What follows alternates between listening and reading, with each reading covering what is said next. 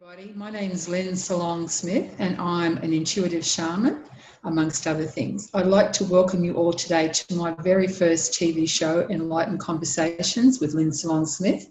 And I want to thank Michelle Lightworker, because this is just such a big, beautiful, golden opportunity for me to not only be able to share more about what I love and am passionate about doing, but also to have beautiful folk like Deborah Grice with me, who's my very first guest on this show, on my very inaugural show. And we're going to have a lovely time talking with you about all manner of things that we're passionate about in the spiritual journey, spiritual pathway, which for me at least is an everyday thing, an everyday experience. It's not just something that I do once a week.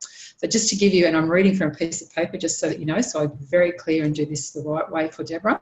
I want to just introduce you now a bit more formally to Deborah, so you've got a little bit of a background about her and what she does.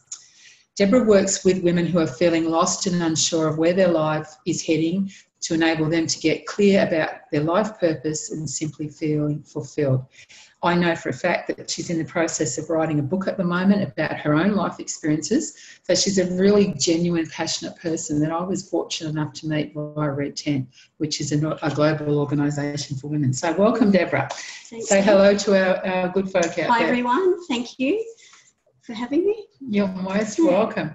Did you have any thoughts or feelings about anything you might like to first start sharing about with everyone today, or do you want me to just babble a bit more? Because I think you babble and I'll join in along where you go. Okay, yeah. So what I've been doing, just to give everyone a bit of a heads up, what I've been doing is just tuning into what the energies felt like for today, for me at least. And I've been feeling on the very edges of my awareness that we're being given the opportunity in this full moon and the sequence of new moons and eclipses and so on that we've had previous months in this early year, have really shown me that there's a whole lot of change going on. Now, sometimes change is chaotic, sometimes it can leave us feeling very vulnerable, and then there comes, for me at least, this bit of edge of anticipation and excitement, because I'm sensing that we're being given right now the opportunity to start stepping into more of who we truly are, letting go of all those old doubts and fears, the old ways of being, all that kind of thing. And I know for myself, I mean, for those of you who know from when I was interviewed with Michelle, I've had a bung wing, which is now fortunately well on the road to recovery. So for me, vulnerability was one of those things I needed to learn to let go of. Feeling not good enough or unworthy, all those sorts of things have been big issues for me that, you know, that you might not accept me for just being who I am. And so part of what the message I got early this morning was to step beyond the boundaries and the limitations of all that kind of stuff and just be who I am. And I'm inviting Deborah to do the same and all of you out there to do the same. We're not any better than you. We're just sharing what we love doing because that's what we're passionate about. So if there was one thing you were going to let go of today, Deborah, what would it be? Today it would be a sense of having to control. I think, Lynn, when you invited me along, I didn't ask for a lot of detail, but it was just, you know, we're embracing our spirituality and what that means for us. And so in that, my control freak and my perfectionist pops out and says, right, you know, you need to get this right, you need to practice this, you need to say the right things. And it's not about saying the right thing, it's not about rehearsing, it's not about putting that front on and being someone who we think people expect us to be. We need to just let go, drop our tickets, drop our masks, drop our perceived view of what others think and just be essentially us. And in that, you know, if we make mistakes, we make mistakes. If we don't essentially say what we need to say, there's a whole, I think universally we're supported in being authentic and just trusting in that. So letting go of the have to and just being. I so agree with everything that you're saying. I really do, because I found if I try and fit other people's models of what they think I should be, because I consciously and openly practice and teach about what I do, then I pull myself back down because I'm never going to conform to what somebody else wants me to be. My worst critic, as you've heard me say, is really myself. So I think it's so important that we learn to let go of the masks, the personas, the whatever we want to call them, the defense shields and mechanisms, and just be real and in the moment. And when we do that, I find it really, really liberating. There's this great sense of joy and effervescence that starts to bubble up in me. And the more I'm talking about what I love and what I'm passionate about, and it can be anything from creating art and craft with myself, or maybe I'm working with some other people, or watching my grandchildren and how they're exploring life, all of that to me is about really being authentic and being real in the moment. And it's just such a wonderful thing when you feel that they're, like even now as we're talking, because I admit that I was nervous about, this is being my very first show, having a guest on, and would I be able to work with her in a way that enhances both of us. And that's just my lower self getting in the road that needs to be dropped off the page, dropped off the web. I don't need to have that at all, and just enjoy the fun times that we have when we just talk normally. So that's part of what being real with all of this is all about for me. And when we let go of those fears and things, and I know I put an incredible amount of pressure on myself over my life to get things right, to be really good, to do the right thing, all of that. And even that is really limiting. Right now, the best thing is to just be honest and real about where you, me and Deborah and anybody else is in the moment, and where we want to go from there. And I know for me, I want to explore life. And I'm feeling and seeing that Deborah's actually igniting, and I'm looking at the book title here, I'm going to get her to show it up in a minute to you. It's about igniting your passions for life, and that's a big thing for me about why having the opportunity to do the show is so important, and to bring in other people. So, Deborah, can I invite you to just hold up that beautiful flyer you've got there in front of you, and just maybe tell us a little bit about your book and what's going to happen with that. So this is my art for my new book. It doesn't have the correct catchphrase on it, because this morning it just changed. It's been something that has been a bother in the back of my mind, and a part of that, I've got to get this title right. It has to be perfect to meet the readers that essentially are going to get so much out of this book. So in letting that go, all of a sudden it just came. So we've nailed it today, and it'll be changing, and we're pretty much in the editing phase, and it's about to go back to the publishers for them to weave their magic.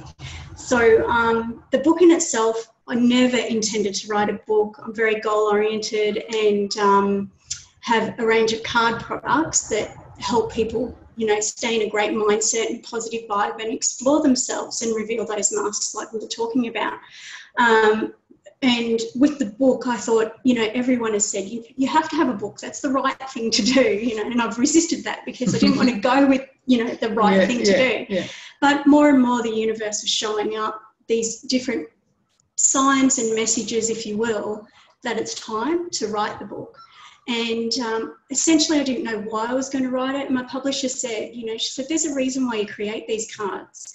There's a reason. And through the book, you need to show us that reason. And essentially, it's the pain that's been in my life, and the things that I have gone through and suffered so greatly without the wisdom or the support or the ability to drop those masks and just be free. So through writing the book, I've shed a lot of my layers, and I've really been through a great transformation myself, and I guess we never have all of the answers, even in the book. It's not the be all and the end all of the answers for everyone, or even for myself, but by golly, it's cleaned me out. It's taken me right to the core of who I am. And in that, I have a fragile part where I'm meeting myself, I'm meeting my inner child, and I'm really nurturing that little girl in me, which sounds really crazy. I'm nearly 45 years old, and I'm like, I just feel like I need to be hugged, I need to be held, and I need to be nurtured, and I feel really soft.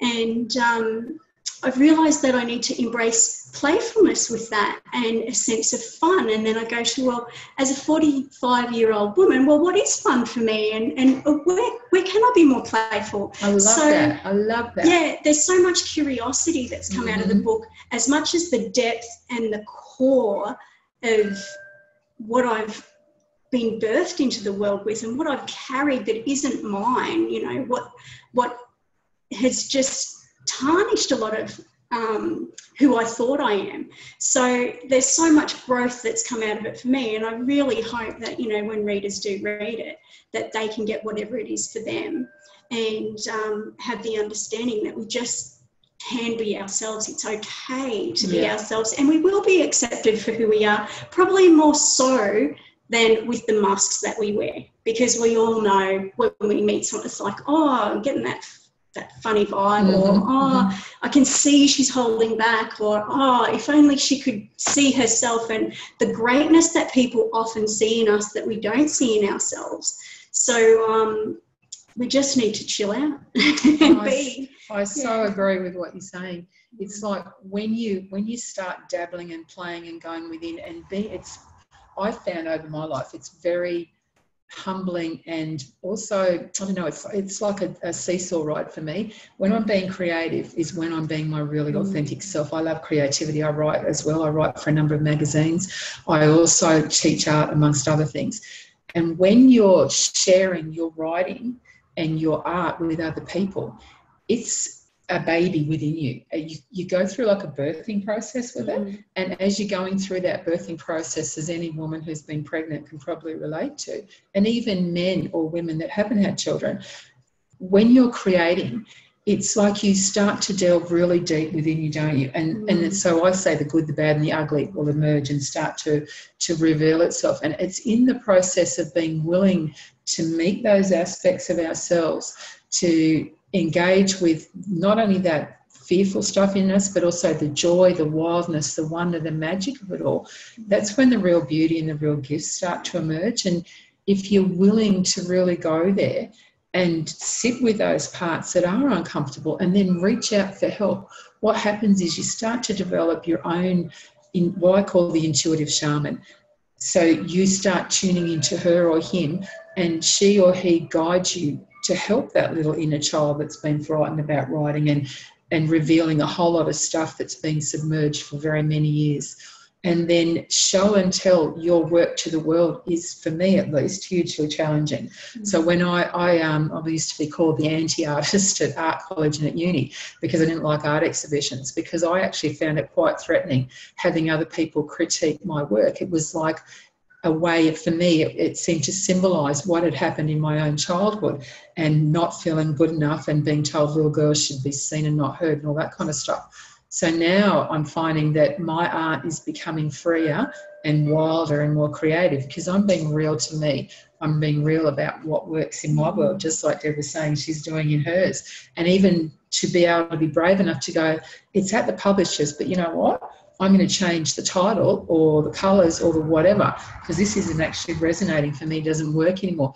This is what we're talking about. This is what being enlightened, if you want to have the tag for that, really means. It's about coming back to you and working out, okay, where do I sit with this right now? Is it really working for me, or do I need to have a shift either of my own consciousness and let go of my fears or doubts or the critic within or whatever, or is my inner shaman going, you know what, we need to shift it and change it because it doesn't really reflect the new you? Because in a sense, for me, what Deborah's gone through is like a rebirthing process, what I would call a shamanic rebirthing. And that can be heavy duty sometimes, and it can be liberating, and it can be like the little child that is so inquisitive and curious about every part of life. So she's now stepped up and said in front of all of you and me, hey, I've just had this realisation that what I've given to the publishers isn't where I'm at now, because I've actually moved beyond all that. So I think that's really fantastic, and I applaud you for that. Yes. And look, can't wait to see what happens with this book and any workshops that might come out of it. Yep. Yeah, there's a lot in the wind. And, you know, like I've been in business doing what I do for 14, 15 years. And I've really, you know, I've got a lot of qualifications under my belt and think, you know, that's part of that little girl having to prove herself and, you know, look to, oh, well, I must have to go and do that course. I must have to get that certificate. I must have this, I must have that. And in that there's a lot of skills, but underneath that you need to add yourself and where is my pain that allows you to feel your pain and move through that. So it's like finally my business has come in together as a holistic thing, where before it was like someone would say to me, so Deb, you know, what do you do? And it's like, oh, I do heaps of things, you know, I do this and I do that, where it was really quite airy-fairy and wafy. I wasn't clear and solid because I wasn't clear and solid within myself. I wasn't sure, what did that person want me to say? What am I supposed to say? What is the right way or the wrong way? So caught up in all of that. So in just letting spirit guide me, or, you know, I truly believe, even with my card products, I was gifted.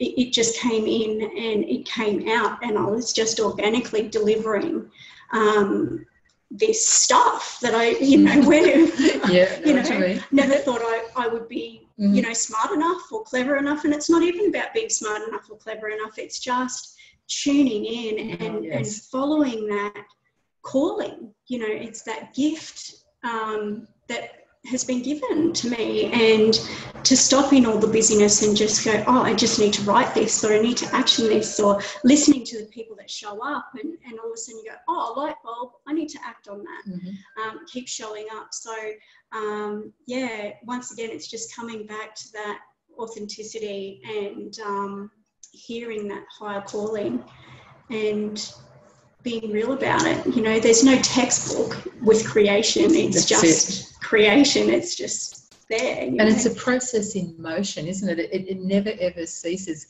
If you're stagnant, then you're not actually creating. You're not actually living right now. There's a difference between being stagnant and actually having a still point too, I'd just like to add. When you're being stagnant, it's basically like when you're in the rut and you're following the same old. You don't do anything, you don't try and change. Maybe you're not even sure how to change. Whereas if you're in the still moment, it's where it's like the space, and it's a very sacred space between the in-breath and the out-breath. And it's in that no space, that no time, that your creation starts to bubble up and to emerge. It's like the womb of creation. So when you can get to that point and go, that's when the little light bulbs start flashing off. For me, it sparkles and twinkles and shimmering energies and so forth. It'll go, now is the right time to get in and do this next step on the journey.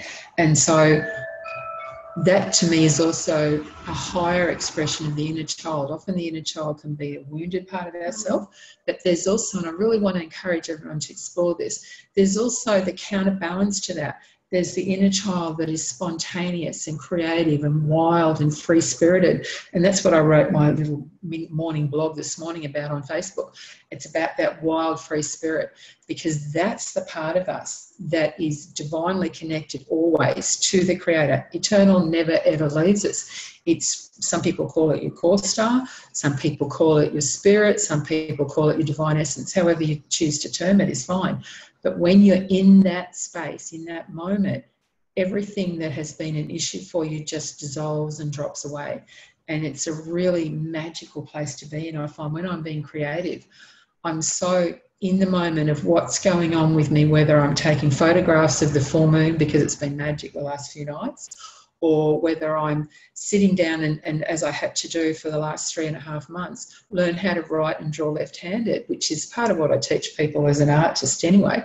But also it was a physical had to do because the right arm couldn't do a lot of stuff with the plaster and so forth. So what I found is that it's like it's engaged the left and the right hemispheres of the brain again in a deeper way. And so my creativity is wanting to blossom and grow and play with all manner of things, including this beautiful TV show that I'm now able to do, so that I can really explore not only what I love doing, what I'm passionate about, and even what I'm scared about for that matter, and bring in other people to help share what they do and how they explore that. So on the weekend, for instance, I took some friends and we went to, or they took me, we went to the Botanic Gardens and we sat there and we practiced an Aboriginal technique called Daddery. Now, I'm not saying it properly. I should roll the R's a lot better for those of you who don't know it. But Daddery is about the deep peace, the deep silence, and it's an extension of that, in that when you're in that heart space and really doing it, you ripple, your energy ripples out from you further and further until I'm now just gently, without being invasive or intrusive, connecting with Deborah's energy. I'm connecting with all of you in an energy way who are listening out there. I'm also at the same time now becoming aware that my puppies are out the back and waiting quietly. I can hear birds outside, and I'm starting to connect with all of that great circle of life that we're all a part of. And this is what being really in your heart and in your intuition and creativity is all about. It's connecting with all of everything that's out there and then seeing, okay, where is that within me? How can I express it to share with other people? So what we choose to do is write, and in my case also art and shamanic stuff. You might be someone that gets out there and you do it in your cooking. You might play with what I call the magic oils. You might do something like go out there and play in your garden. You might be one that has the most beautiful makeup and you share that with other people, how to do makeup. You might be somebody that makes houses for people. What a gift is that? Whatever it is you do, we want to encourage you to do that and be real about it. And when it's not working, take the pause, do your dattery and let that awareness expand out from you so that you can connect in a really deeper, quieter, still way. And you won't feel stuck because you'll just feel this deep inner peace within you. And it's just such a magic moment to have. And it teaches you so much about the natural environment, but also those other realms, which when we're writing, when we're doing art of any or creative, it doesn't matter whether you're an actor or a musician, the greatest chef in the world or whatever, you're tuning in to those other realms then, the non-ordinary reality. And that's where the muses come in to guide us with our writing or with our workshops. Like I don't know about Deborah, how she goes about this, but I'll share from where I am. I've been sharing shamanic practices and other things for years, including teaching art in high school for a long time. And what I found was the more I tried to control it and have a very strong script about how it was going to look and how it had to be, because when you're teaching, for those of you who don't know anything about teaching in schools, you have to have lesson plans and all that kind of thing, right? Now, we know Creator's got a lesson plan for us and we deviate off the path sometimes. But when you're teaching usually in an institution like a school or a university or something, you're meant to have almost a step-by-step, minute-by-minute guide on how you're going to teach your students whatever the subject might be about, whatever the matter is that you're talking about, or teaching them how to work with in the day.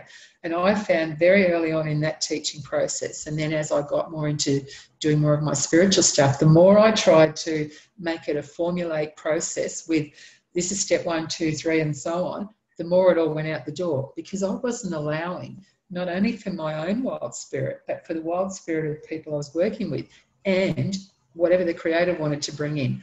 Once I learned to let go, just have an overview of how it was going to look, what I needed to teach or share, or what my intuition had been guiding me, my ideas, my inspirations, whatever they were.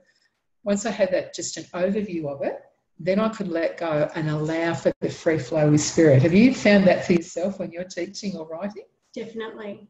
And it just flows, where if you're structured and you're like, oh, I need to say this, this and this, you're fumbling and you're not there. But once you release, you just let it all in and out, it just flows. And it's harmonious and people feel. Yes. They connect. And then with what you were just saying, I think what I've found, and it's probably true for others, when we're in that element or that zone or that gifted space where we are, as you say, connected, and that's connected with ourselves and everything around us, there's that connection, there is no space for question. That's what I found. I don't question when I'm in that space. I'm not thinking about, oh, what will I say next? What will I do? What's appropriate? What's not appropriate? What's right? What do they want? Yeah. Are they judging me? What are they saying? What are they thinking? It just is. And it turns out great. You just embrace it and you're like, well, wow, where did that come from? How did I even say that? Because it's just channeled, if you will. It's just coming through. And there's just that natural the naturalness. Yeah. That's what I love too. And it becomes more engaging then for whomever you're working with, because they feel your passion rising. They feel the authenticity of what you're saying, that you're not just reading a formula out of a book or off a TV screen or whatever. You're actually saying, I cherish each and every one of you out there or in my class or whatever. Come on in and work with me and let's see how we can bounce this between us. And that's when the energy builds and grows, isn't it? Yeah, and inspiration is birthed. Yes. That, it's like that. And then someone all of a sudden they're like, wow, what I need to do is this. Or, you know, where they may be doubting and thinking, oh, I don't know. But then it's like, bang, it hits them and it's just wonderful. It is. And that's that joy of life. That's being really present in the moment. Because when you're really in the moment and really in your heart center, you do feel love and joy. And it's not always laughing out loud and stuff like that. It's this, I don't know how to even describe it fully. For me, it's like this deep energy and bubbles and sparkles of light that I can feel permeating and bubbling up through all of my beingness. And then I'll start getting lots of ideas, and I'm a bit like Deborah here. I like having little notebooks, or I'll do it on my phone, whatever's handy to write on. As the inspiration's coming in, I do try and record it, because I know somewhere down the track that is going to come into whatever it is I'm either doing for my own self, or maybe for whatever it is I'm sharing out there with other folk. And you never know when those little gems are going to be the one pearl that someone needs on the day. I've already received a few from listening to Deborah this morning, and I can't wait to watch this episode when it goes to air next week, because I know I'm going to get more out of it. So, you know, that's part of what the engagement's all about, isn't it? It's engaging in a real way. Having your plans, definitely. You need to do the groundwork. You need to build the scaffolding and all that, you know, all that sort of stuff that we do. And then you've just got to let go and allow your own inner self, your own inner goddess or God, your intuition to kick in and start bringing through what you can really do.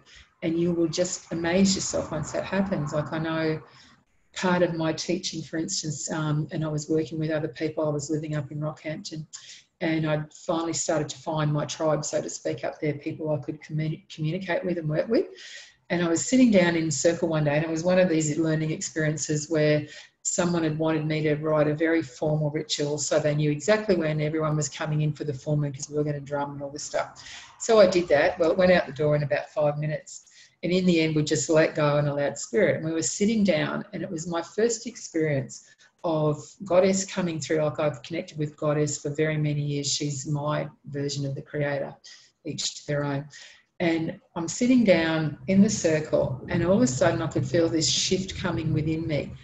And I'm sort of, there's like three parts to me when this is going on. There's the human me going, well, what on earth is happening here? And I'm looking at Deborah, because she's just going to be my human bit for the moment. So Deborah's just standing in for the human me, watching there's some energy coming in and around, and I don't quite understand it, but it feels really good. And I'm always very strict about it's only divine love and light that's allowed to come through me.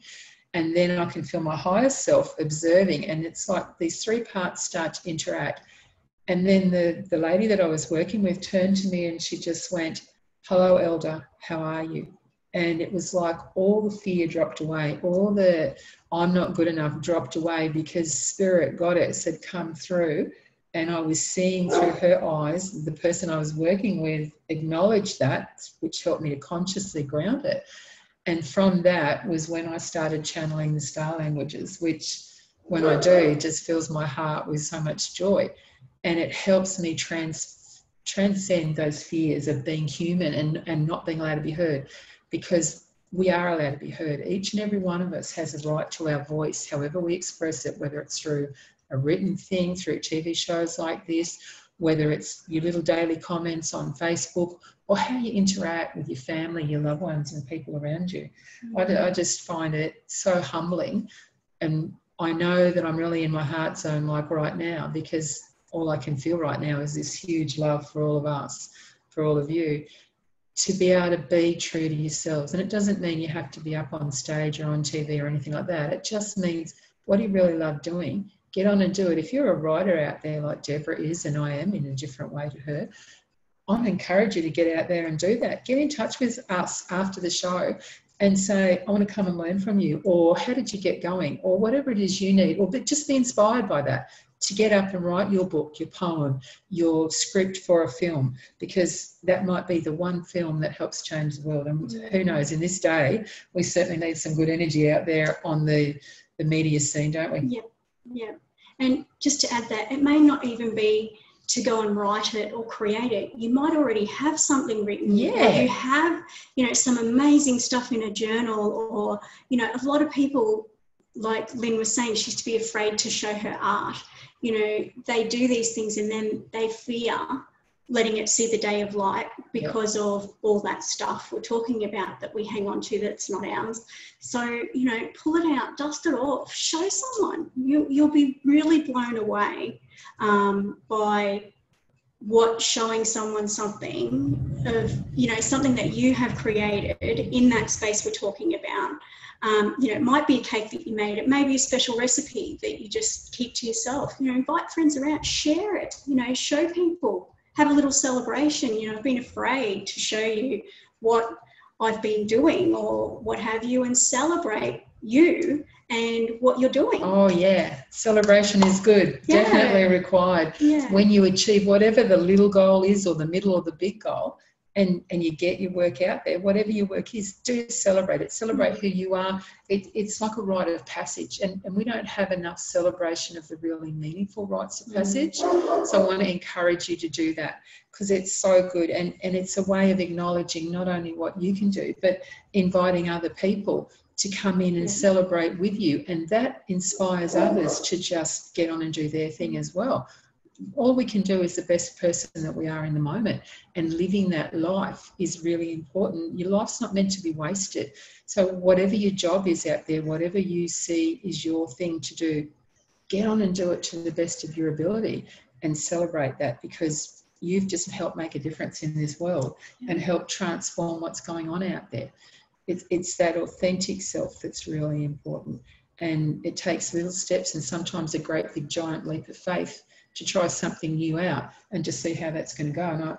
And how have you gone with leaps of faith? Have you had a few of those in this journey? Oh, yeah, definitely. All the way. All the way. And I think that's life, you know. I was just thinking, you know, when you said before about your client saying that they saw the elder in you, it was only sitting in my mind. I'm like, wow, you know, you are a wise elder. And, you know, it's hard to find for myself. You know, I haven't had parents in my life to really support me. They've never really been those kind of parents. And for me to find a role model, I've always craved, you know, like, who can I go to? Who do I look up to? Where do I find that someone that I don't have to go and pay, you know, $1 million, you know, to go and get advice when I need it? Who's my... where's my guidance, you know? And I think we're missing a lot of that in our society. And back to, you know, your gift or your calling or what have you, it's almost like a passing over of the torch, to say, well, I can do it, so can you. Or this is my craft, would you like to learn it? Or this is how I did that, or these are the steps I followed. So, you know, I think it's to... see yourself as a role model, even if you feel, you know, you might have that, oh, I don't feel good enough or what have you. But I've lived with that underneath core belief for a very, very long time. And it still sneaks up. It's not like, oh, it's gone. Still at times it comes up, oh, can I pull this off? You know, am I good enough, you know, to speak at this thing tomorrow, what have you? But when people start to take their mask off and share with you, you know what, I heard you speak 10 years ago and that changed my life, or that made me go and build that house or start that business or whatever it might be. So I think it's just not to hold back and allow yourself to lead and guide others. You know, I think our kids that are in school, you know, everyone's so busy. I think so many people are craving someone to look to, someone to say, hey, this is where I'm at, that's going to receive that and just sit and hear where you're at, or give you some kind of wisdom. So, you know, I look at Lynn and I think, you know, we don't really know each other on an intimate level. We haven't, you know, we've seen each other at a few different meetings and things like that. But every time I have heard Lynn speak, it's always captured me in a way that, you know, this woman has such knowledge and such wisdom. And that's something that I know that she can add value to my life and inspire me further in her steps of growth. it's like, oh wow, you know, it makes me want to be more, and it makes me want to grow, even just knowing that little snippet of her. And I know there's so, even in this conversation, it's like there's so much, you know, I'm sitting in her home now and it's just amazing, you know. It's just this high energy, beautiful, playful colour, you know, trinkety, it's just beautiful and magical. And it becomes intriguing. It's like, oh, I want to know more. I want, you know, tell me everything. So, you know, share you. You know, I think that's a really beautiful thing. And what was kind of, and I honour what you said. Thank you so much, because I learn as much from you as, you know, you're learning from me. And I think it should be, even a healthy relationship, it's a two-way process. And it kind of got me to thinking about the inner circle. Because one of the core things that I've learned, especially over the last few months, is it's so important to know who's in our inner circle. And as Deborah said earlier, it doesn't mean that you should have to go out there and pay a fortune to somebody who's out there and really well known. Certainly there are times when we need to go and work with maybe a counsellor or a healer or a doctor or a teacher or whatever. But it's also just as important, and maybe more so, I think, to have a circle of people that you can trust, that you can work with, that you can be totally real about whatever's going on in your life now, and know not only do they love you no matter what comes out of your mouth or what you've drawn or what you've written or what you've created in the kitchen or whatever, they hold you regardless. And if you need a gentle nudge to get you on your path, they'll be there for you. If you need a bit of inspiration, they're happy to bounce ideas around you. That inner circle is such a sacred space to be in. And I think that for me is a big part of what being in community is all about, and not putting anybody up there on a pedestal, because we're all human. Doesn't matter who you're looking at on the planet. We've all got, you know, the good, the bad, the ugly and the beautiful within us, including our thoughts and our feelings and all of that. So when you know some of the people that you work with, and this is like a different context that Deborah and I have worked in previously together. We've done it, as I said earlier, with Red Tent, and also a mentoring group that we were part of. And being able to be bouncing around ideas there and knowing that those ideas or those thoughts or the feelings and the fears were being heard and supported, and there was no judgment going on. It was simply being witnessed, wasn't it? Yeah. It makes such a difference to how you are then able to not only see yourself and work with yourself, including feeling, and there's absolutely nothing wrong with wanting to celebrate your achievements. In fact, I applaud and encourage that. But to also know that when you're having a not so happy moment, that there are people there for you that'll listen. And the first one has to start with you. You have to be that centerpiece in your inner circle that loves yourself enough to know, I'm a bit wobbly right now, so I'm going to reach out to whoever it is that you feel guided to and ask for help.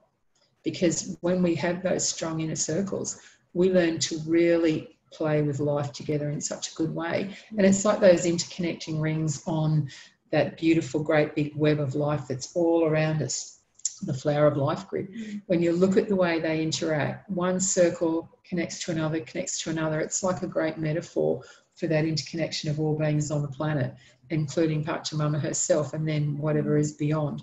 So when you can do that, you can learn from everything and everyone. You can sit and hold a pebble and learn from that stone. That stone is millions upon millions of years old, far older than what we are.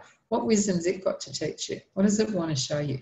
That's one of the things you could have a look at doing with that circle of learning from people. I'm listening to Deborah and thinking, okay, this thing about the book, because I've had a similar thing with a few folks saying to me, you should write. I love that, you should write. And I do. I write up what I teach and what I share. Putting it all together in a book is kind of daunting. So when and if I'm ready to take that next step, Deborah would be one person that I'd love to approach and say, how did you start? What was the first step? Or will you occasionally give me a nudge and say, how's it going? And even if that's all it is, that nudge would be enough to keep me and get me moving forward. Do you know what I mean? Yeah. So, you know, reach out to the people that are around you. Look for the really genuine hearted ones. And the ones that are the critics, thank them for that, because sometimes what they're doing is showing you something within yourself that it's time to work with, to let go of, or to go, you know what, I'm going to do it anyway and jump. Like I tend to do that. I'm a bit of a gypsy foot, and my 3 children would tell you that I dragged some of them kicking and screaming to live in another part of Australia, because for all my life I'd wanted to go there and explore that part of Australia.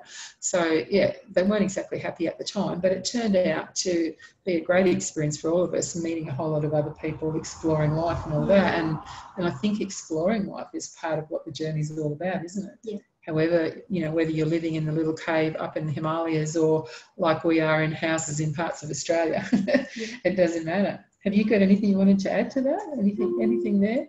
I don't think so.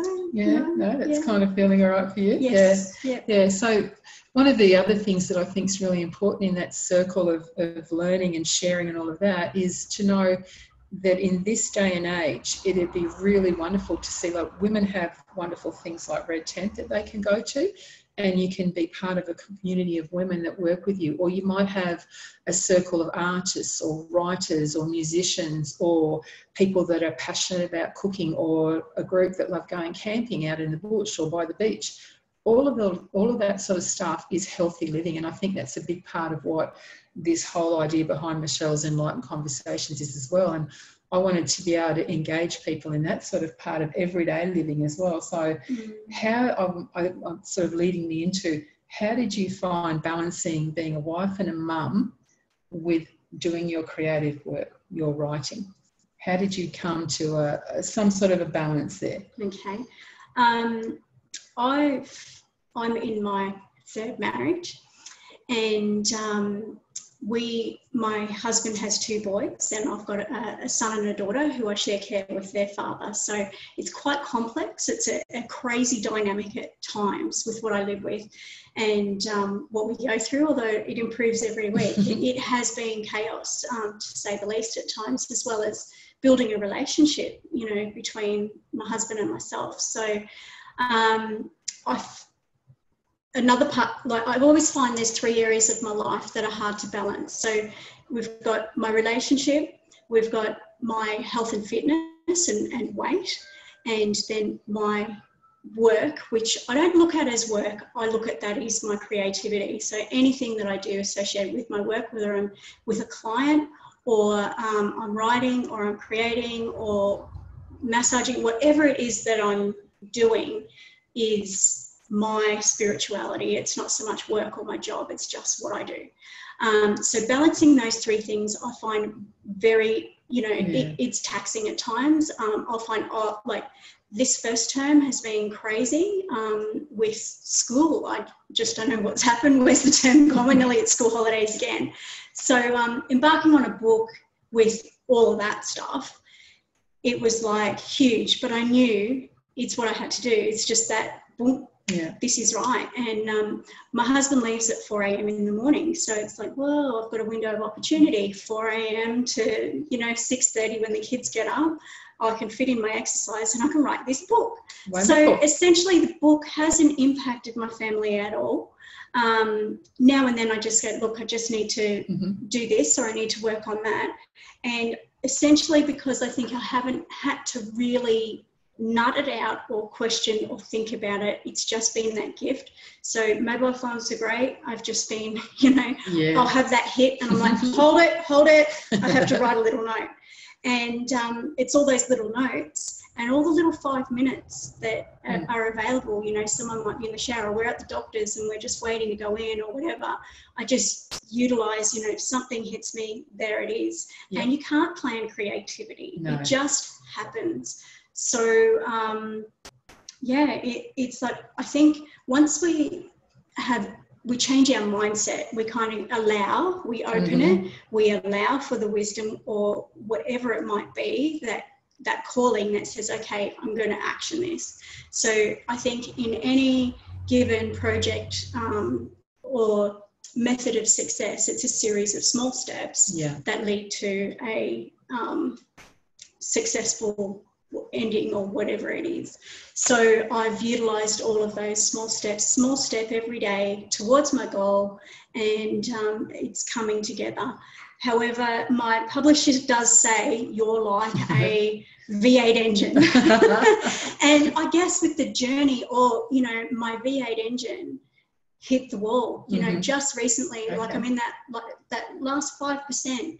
And that's where that massive part of growth has come through. You know, the edging has just been scraping off, and then bang, it's hit. And it's perfect because it's like, if I nailed the book a month ago, it wasn't okay. It needed this thing in me to come out and through to seal the deal.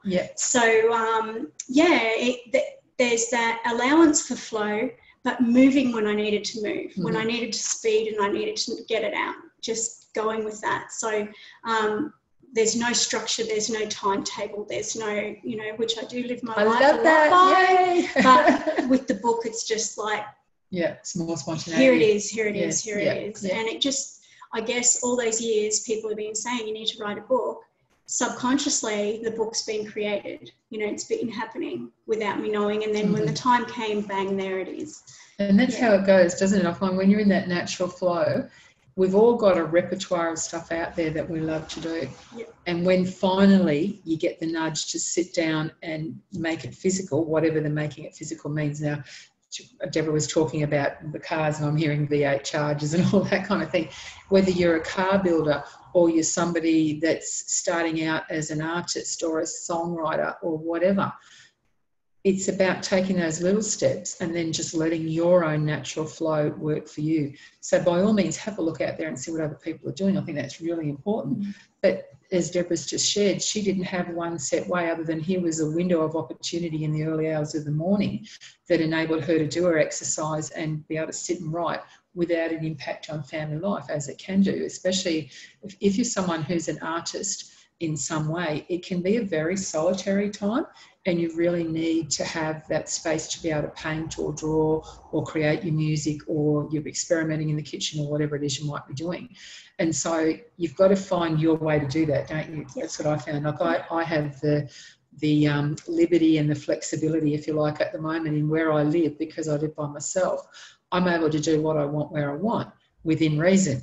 However, as an art person, I know that I could very easily spread my art all over the table that we're sitting at now. It could take up the second bedroom and end up out the front as well, because I'll be playing around with all these different tools. When you're at a computer, you kind of made to sit and behave yourself, so to speak, aren't you? You kind of control the creative impulses a little bit more, although you might have lots of sticky notes all over. I do that too. Put sticky notes all over things. So it's like, find your way to do whatever it is that really resonates for you and get on out there and do it and have fun with it. We want you to play. We want you to explore life, but especially to explore your own creativity in whatever ways that means for you. And then share whatever's meant to be shared. Sometimes it's only meant to be for yourself. Sometimes it's meant to be for family, for friends, or external people. You know, don't put the pressure on yourself to think you have to get published, or your TV show has to be taken up by Channel 9 or whatever it might happen to be. It's not about that at all. It's really about you being real for you and playing with what works right for you and the ways that you want that to happen for you. And I think you can see from what Deborah shared, and hopefully a little bit from what I've been sharing, that we're two very different people, and yet there's commonalities there, and the willingness to go, well, you know what, if you're having a bump, I'm here. You can reach out if you need to, and I'll be supportive, or I'll give you that gentle nudge from spirit to work through whatever you need to work through so that you can get that creativity going. And that's what used to happen when we were doing the mentoring circle. We were both participants with somebody else facilitating, and I just found it really useful to get me to target a few things that I needed to do that I hadn't thought of, to actually help me get myself out there. And I suspect that was probably similar for yourself, yeah? Just gave you a few goals and things to do, because otherwise it can be very easy to keep shoving things aside and putting it on the back burner. And it was like when I got the invitation to have my own TV show, I thought, why not? I really want to share what I love doing and the people that I respect out there in the wider community, everyday folk, and people who are out there living their dreams, literally. I want to be able to bring them in and share with all of you, with all of us, so that we can all enjoy it and we can all learn and we can all grow. Because I don't know, I don't want to sit in the little mouse hole where you're running around crazily all the time. I don't aspire to have that kind of a lifestyle. I like mine to keep flowing and moving, including those quiet times when I need to just be still. How do you just be still in amongst a family that's got a mixture of different folk in it? How do you be still? Yeah, it's tricky. Sometimes when I'm eating my breakfast is when I'm still, I reflect a lot. I have a morning ritual essentially that I go through, and you know, it's a lot of different reminders of you know, my purpose, what I'm about, what I'm here for, what am I going for today, and it's just running my mind through. Although it's thinking, it's my quiet time of doing that when I wake and when I go to sleep. Thank you, Deborah. Well, on that note, I want to thank each and every one of you from my heart for being here with us, and especially I want to thank Deborah for being my very first guest. I'm going to get her to just quickly let you know how you can get in touch with her. All of my info, I think Michelle's got up for you on the Enlightened Conversations and Enlightened Network, so please have a look there. And yeah, you can find me on Facebook, Deborah Grice. Or I have a Facebook page on there, Infinite Transformations is my business name, and my phone number is 0401 175 077. Feel free to make contact if you'd like, and if you join one of those pages, you'll certainly be up to date with anything that's going on. So yeah, thanks for listening.